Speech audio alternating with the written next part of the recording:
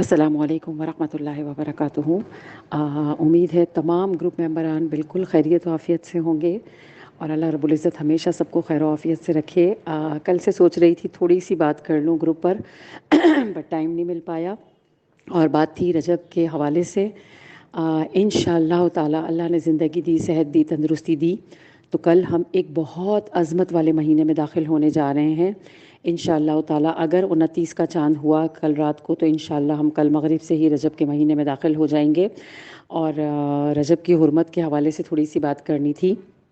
اور جو لوگ میرا یہ میسیج سنیں وہ پوری کوشش کریں کہ کم از کم کسی ایک یا دو لوگوں کو تو ضرور رجب کی حرمت، رجب کی برکات، رجب کا مہینہ کیا ہے۔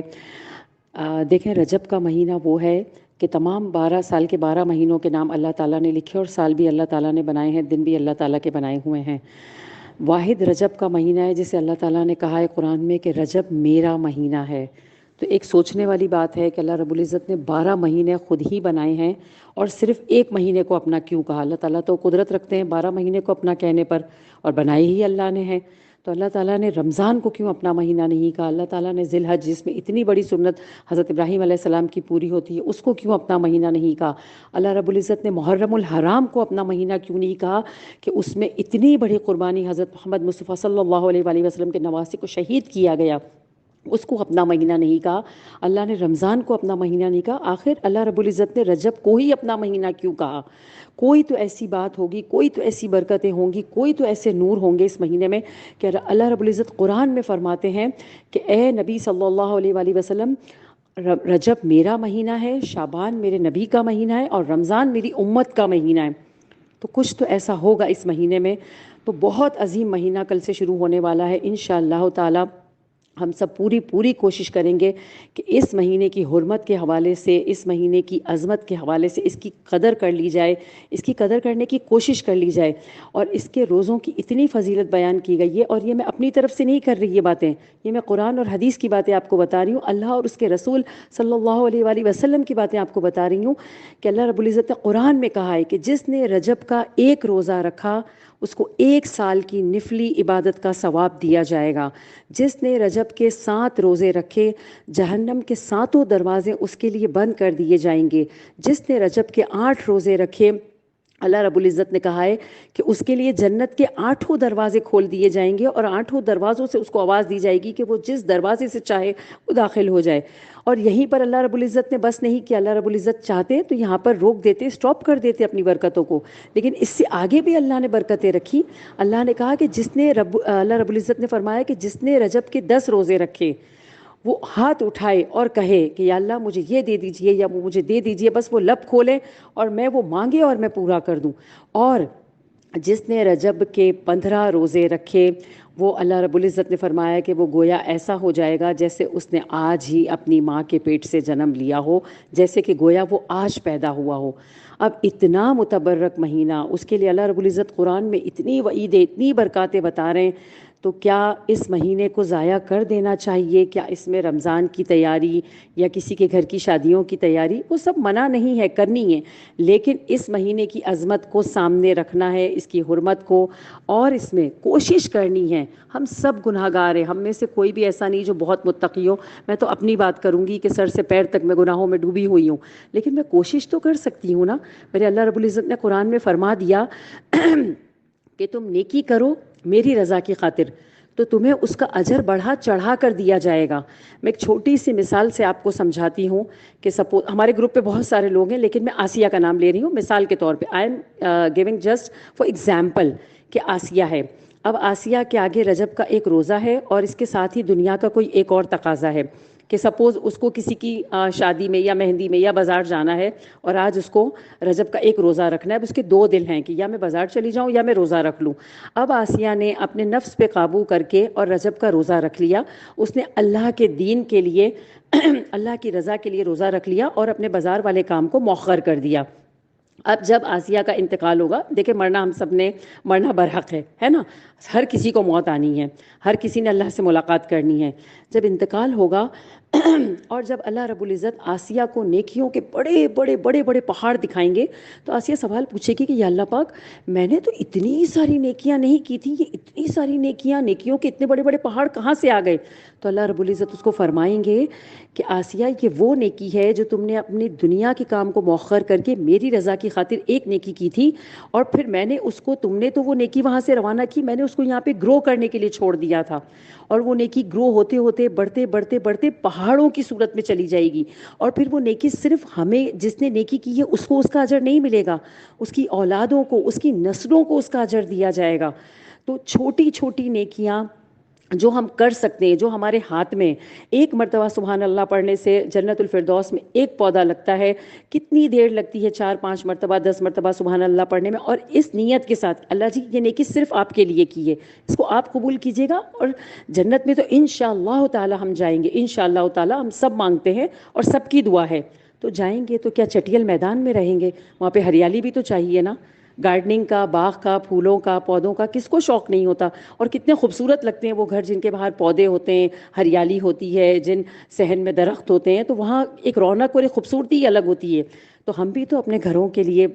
پھل پودے درخت کا، اس کا بھی تو بندوبست اپنے ساتھ چلاتے رہیں نا، اور اس کے ساتھ ساتھ سب سے بڑی نیت کرنی ہے، جو میری ایک ریکویسٹ ہے کہ آج ہی ہم سب، میرا فون اس وائس نوٹ کو سننے کے بعد ہی کر لیجئے گا، چاند کا انتظار کرنے کی ضرورت نہیں ہے کہ رجب کا چاند ہوگا تو کریں گے، پوری خالص خلوص دل کے ساتھ نیت کرنی ہے اللہ کو حاضر ناظر جان کر کہ یا اللہ پاک اس رجب کے مہینے میں اللہ جی انشاءاللہ میں غیبت نہیں کروں گی، انشاءاللہ تعالی میں جھوٹ نہیں بولوں گی، اور انشاءاللہ تعالی اس رجب کو مجھ سے ایسا گزارنے کی مجھے توفیق عطا فرمائیے گا کہ یہ میری زندگی کا سب سے خوبصورت رجب کا مہینہ ہو۔ دیکھیں، رجب ہے آبیاری کا مہینہ، سب سے پہلے ہم پودے میں بیج ڈالتے ہیں، اس کے بعد 3 اس کے پروسیس ہوتے ہیں، سب سے پہلے بیج ڈلتا ہے، اس کے بعد اس میں پانی ڈالا جاتا ہے، دین آفٹر وہ گرو کر کے اور وہ ایک پلانٹ کی فارم میں ہمارے سامنے آتا ہے۔ تو رجب ہے آبیاری کا مہینہ، شعبان ہے پانی ڈالنے کا مہینہ، اور رمضان ہے اس پھل کے تناور درخت کی طرح اس کو پھلدار اور اس کو پراپر ایک فارم میں، درخت کی فارم میں آنے کا مہینہ۔ تو اب رجب میں ہم چھوٹی یہ نیکیاں کر کے اور اس بیج کو ہم بو دیں گے انشاءاللہ تعالی، اور شعبان میں خوب رو کے اللہ سے استغفار کر کے ہم اپنے آنسوؤں کا پانی دے کے اس پودے کو انشاءاللہ تعالی بہت اچھا گرو کریں گے، اور انشاءاللہ رمضان میں اللہ رب العزت ہمیں وہ تمام برکات جو ہم نے رجب اور شعبان میں جو محنت کی ہوگی، اللہ رب العزت انشاءاللہ رمضان ہم سے ایسا گزروائیں گے جو اللہ کو بہترین سے بہترین رمضان ہمارا گزرے، ہم سب کی انشاءاللہ یہ کوشش ہوگی۔ اور انشاءاللہ اگر اس نیت کے ساتھ شروع کریں گے، اور قرآن کو بہت خوبصورتی کے ساتھ پڑھنا شروع کر دیجئے، بے شک سے روز کا 1 صفحہ، لیکن اس نیت سے پڑھنا شروع کریں گے، ابھی سے تھوڑی ہم اپنی باڈی کو، اپنے مینٹل لیول کو، فزیکل لیول کو اگر اس طرح ایڈجسٹ کرنا اسٹارٹ کریں گے تو رمضان میں عبادات اور روزے ہمیں بھاری نہیں لگیں گے، بلکہ ہمیں ان کو کرنے میں مزہ آئے گا، ہمیں بہت سارے کام ایک ساتھ کرنا بوجھ نہیں لگے گا، بلکہ خوشی محسوس ہوگی۔ اور ایک مومن مسلمان عورت کو، مرد کو خوشی ہونی بھی چاہیے کہ اللہ رب العزت نے اس کو اتنی طاقت دی کہ وہ اپنے گھر بار کو بھی عورت دیکھتی ہے، کھانا بھی پکاتی ہے، نماز بھی پڑھتی ہے، اللہ کی عبادت بھی کرتی ہے، اور آج سے جو کام کریں گے نا اس میں ایک نیت ضرور کریں گے کہ یار اللہ پاک یہ آپ کی رضا کے لیے، چاہے آپ سو رہی ہیں آپ بول دیں یا اللہ پاک میں آپ کی رضا کی خاطر آرام کر رہی ہوں، تاکہ اس آرام کرنے سے میرے جسم کو جو تقویت، جو طاقت، جو انرجی ملے گی اس سے میں آپ کی مخلوق کی خدمت بہتر طریقے سے کر سکوں گی اور آپ کی عبادت بہترین طریقے سے کر سکوں گی۔ اب مخلوق کی خدمت کہاں سے آ گئی؟ ہمارے گھر والے یہ اللہ کی مخلوق ہی تو ہیں، ہم اٹھ کر ان کے لیے کھانا پکاتے ہیں، کپڑے دھوتے ہیں، کام کرتے ہیں، ان کے کپڑے آئرن کرتے ہیں، دسیوں کام کرتے ہیں، تو یہ کیا کر رہے ہیں؟ ہم اللہ کی مخلوق کی خدمت ہی تو کر رہے ہیں۔ ہماری نیتوں پر ڈیپینڈ ہے ہر چیز، ہر کام میں چھوٹی نیتیں کرنی ہے، جو کھانا بنا رہے ہیں بس اتنا کہنے اللہ رب العزت آپ کے مہمانوں کی نیت سے پکا رہی ہوں، مہمان آیا نہیں آیا، مہمان بھیجنا نہ بھیجنا اللہ کے ہاتھ میں، آپ نے نیت کر لی آپ کو اس کا اجر مل گیا، اور ویسے بھی اللہ نے کہا ہے کہ جو کھانا مہمان کے لیے پکایا جائے گا میں اس کا حساب تم سے نہیں لوں گا۔ تو ہم ایسے کاموں کو کرنا، چھوٹے کام، چھوٹی دعائیں، یا ربی لک الحمد کما ینبغی لجلالی وجہک وعظیم سلطانک، میرے نبی صلی اللہ علیہ وآلہ وسلم نے کہہ دیا کہ جس نے یہ دعا پڑھ لی اس کے لیے اللہ تعالیٰ کا فرمان ہے کہ فرشتوں سے کہا کہ تم اس کو ہٹ جاؤ، اس کا اجر میں خود اس کو اس سے ملاقات پہ دوں گا۔ جس نے یہ دعا پڑھ لی، آپ صلی اللہ علیہ وآلہ وسلم کا ارشاد، ایک حدیث کا مفہوم ہے کہ ایک صحابی تھے، انہوں نے ایک مجلس میں یہ دعا پڑھی تو آپ صلی اللہ علیہ وآلہ وسلم نے ارشاد فرمایا، ایک حدیث کا مفہوم ہے کہ ابھی ابھی جیسے ہی تم نے یہ دعا پڑھی، میں نے 10 فرشتوں کو بھاگ کر آتے ہوئے دیکھا اور 10 فرشتوں کو ایک ساتھ اس کا اجر لکھتے ہوئے دیکھا، لیکن سب کے سب بے بس ہو کر رہ گئے، اور پھر انہوں نے اللہ تعالیٰ سے سوال کیا کہ یا اللہ پاک ہم اس کا اجر کیسے لکھیں؟ تو اللہ رب العزت نے فرمایا کہ تم ہٹ جاؤ، اس کا اجر میں اس کی ملاقات پہ میں اس کو خود دوں گا۔ اب کیا تھا، 1 سیکنڈ بھی نہیں لگی نا یہ پڑھنے میں، یا ربی لک الحمد کما ینبغی لجلالی وجہک وعظیم سلطانک، لیکن اس 2 سیکنڈ کی دعا کے لیے میرے نبی صلی اللہ علیہ وآلہ وسلم کتنا بڑا ارشاد فرما رہے ہیں۔ ایسی تو ہزاروں چھوٹی چیزیں ہیں جو اگر ہم احادیث اٹھا کے دیکھیں، قرآن شریف ترجمے سے پڑھیں، تو اس میں ہمیں دسیوں چیزیں ایسی ملیں گی جن پر کوئی وقت صرف نہیں ہو رہا، جن کے لیے پاکی ناپاکی کی کوئی قید نہیں ہے، جس کے لیے وضو کا کرنا کوئی شرط نہیں ہے، جس کے لیے سر پر اوڑھنا، یہ کرنا وہ کرنا کوئی قید نہیں ہے۔ اب جس حال میں جہاں آپ کو جو چیز یاد آتی ہے، اللہ کی رضا کی خاطر خاموشی کے ساتھ پڑھ لیجئے، اللہ رب العزت ایسے اس کو قبول کریں گے۔ اور جو میں نے مثال دی تھی وہ نیکیوں کے پہاڑ کی، تو یہ وہاں پہنچ کر یہ گرو کرنا اسٹارٹ ہو جائیں گی، یہ نیکیاں یہ پہاڑ بن جائیں گے۔